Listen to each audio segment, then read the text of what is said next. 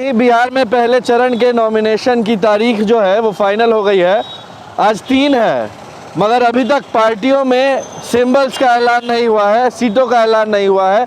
कौन सी पार्टी कितनी सीट पर और कितने उम्मीदवार कौन कौन होंगे, ये तमाम ऐलान अभी होना बाकी है।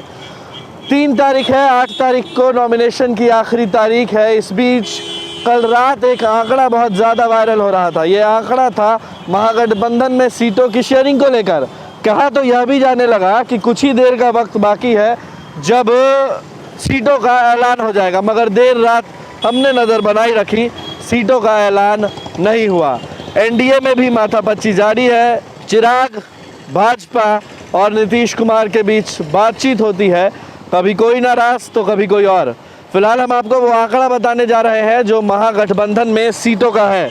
राजद लगातार कांग्रेस से वार्ता कर रही है और कल रात की जो लिस्ट बहुत ज़्यादा वायरल हुई, उस लिस्ट के आंकड़े क्या क्या कहते हैं ये हम आपको अब बताएंगे।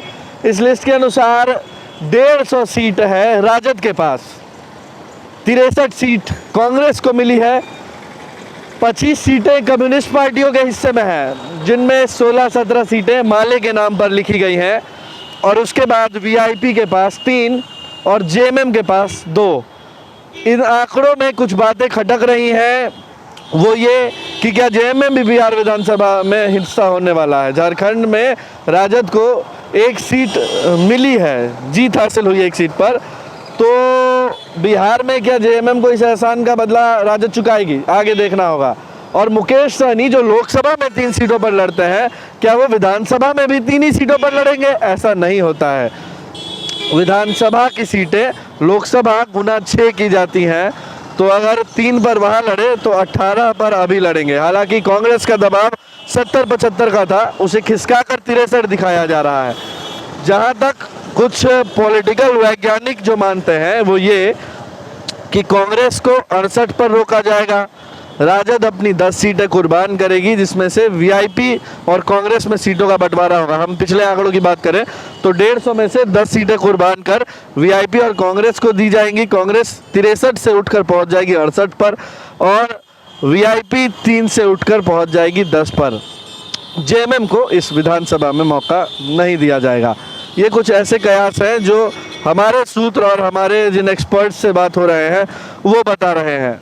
हम अभी राजद कार्यालय पर हैं, पीछे भाजपा कार्यालय भी है, आगे जदयू कार्यालय है, और सब जगह सीटों को लेकर के कार्यकर्ताओं के आने का सिलसिला भी बहुत ज़ोर शोर से जारी है।